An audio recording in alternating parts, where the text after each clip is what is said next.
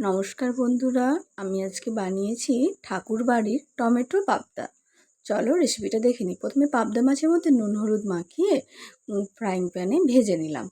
এপিঠ ওপিঠ লাল লাল করে আমি সমস্ত পাবদা মাছটা ভেজে নিলাম। এরপর আমি একটা মিক্সিং জারের মধ্যে টমেটো নিয়েছি একটা গোটা, আর রসুন নিয়েছি মানে 5-6 কোয়া মতো, আর নিয়েছি ওই 4-5 টুকরো গোল গোল করে কাটা আদা। পুরোটা পেস্ট করে নিলাম। তারপর ওই মাছ ভাজার তেলের মধ্যেই আমি মিশ্রণটা দিয়ে দেবো। এরপর অনেকক্ষণ ধরে কষিয়ে কষিয়ে যখন দেখবো পুরো জল ছাড়তে শুরু করে দিয়েছে, তখন এটাকে আমি একটুখানি এর মধ্যে মিক্সিং জারটা ধোয়া জলটা আমি দিয়ে দেবো। এর মধ্যে আমি কোনো লঙ্কা অ্যাড করিনি। তোমরা যদি চাও তাইলে ওর সাথে তোমরা লঙ্কা বেটে নিতে পারো। এরপর যখন মশলাটা পুরোপুরি কষা হয়ে গেল, আমি এর মধ্যে জল দিয়ে আর কাঁচা লঙ্কা 2-3টে চিড়ে দিয়েছি।